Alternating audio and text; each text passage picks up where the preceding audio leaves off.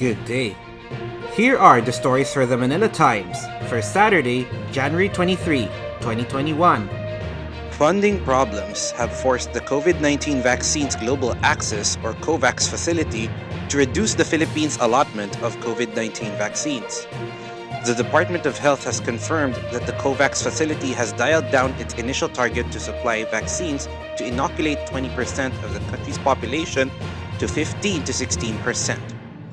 COVAX aims to deliver at least 2 billion doses of COVID-19 vaccines by the end of 2021 that would cover at least 20% of the most vulnerable people in 92 poor and middle-income countries. Starting February 1, children aged 10 and older in Modified General Community Quarantine or MGCQ areas can leave their homes. The Interagency Task Force for the Management of Emerging Infectious Diseases, or IATF-EID, approved the easing of quarantine restrictions on children. Health Undersecretary Maria Rosario Vergeire said on Friday the new ruling is still premised on following precautions against the spread of COVID-19. Under the previous IATF-EID policy, only individuals 15 to 65 years old are allowed outside their residences. Vergeire said Interagency Task Force's economic cluster proposed the recommendation as a step toward restarting the economy.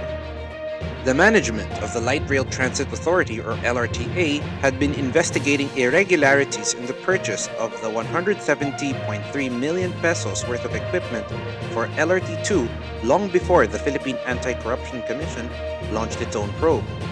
In a text message to the Manila Times on Friday, LRTA spokesman Hernando Cabrera said Administrator Reynaldo Beroya ordered the investigation into the procurement in 2019.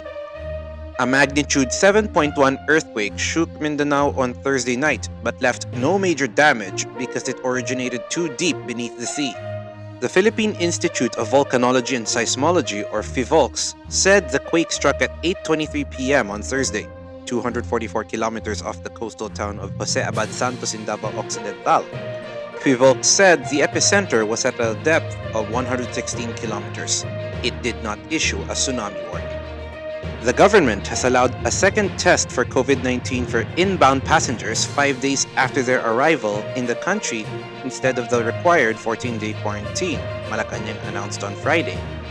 Palace spokesman Harry Roque Jr. said the Interagency Task Force for the Management of Emerging Infectious Diseases, or the IATF-EID, approved the proposal of the Department of Health after some contacts of the 29-year-old Filipino infected with the COVID-19 variant from the United Kingdom, or B117, initially tested negative for the virus but was later found positive after re-swabbing. In a statement, Roque said the mandatory completion of the 14-day facility-based quarantine for arrivals would be replaced with testing the passengers upon arrival, then another test during their 5th day of quarantine. Vaccine Czar Secretary Carlito Galvez Jr. assured senators on Friday that the Philippines would not sacrifice the country's claim on the West Philippine Sea in exchange for the Chinese-manufactured COVID-19 drug.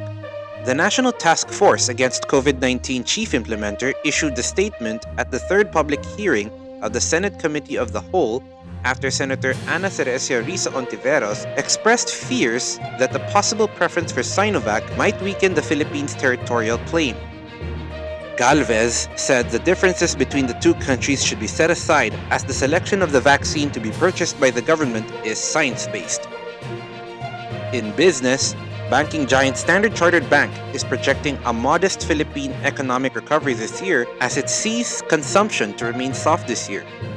According to the bank's economist Chidu Narayanan, growth is expected to have declined 8.9% for 2020, rebounding only mildly to 6.1% in 2021. Over to sports, Filipina tennis prodigy Alex Ayala booked her first quarterfinals appearance as a pro in a strong fashion. The 15-year-old pulled off an upset over International Tennis Federation Women's number 2 ranked Sione Mendes of Australia 6-4, 6-1 in the second round of the W15 Manacor on Friday on the hard court of the Rafa Nadal Academy in Spain.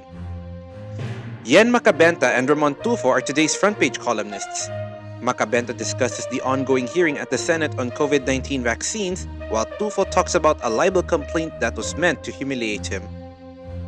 Today's editorial believes the role of the U.S. Trade Representative under new President Joe Biden should be handled with caution. Read the full version on the paper's opinion section or listen to the voice of the Times. For more news and information, get a copy of the Manila Times on print, subscribe to its digital edition, or log on to www.manilatimes.net. Follow us on Twitter, Facebook, or Instagram, and keep up with the Times. With the Fort Villaseran, this is Arik John Sequa reporting. May you have a safe weekend ahead.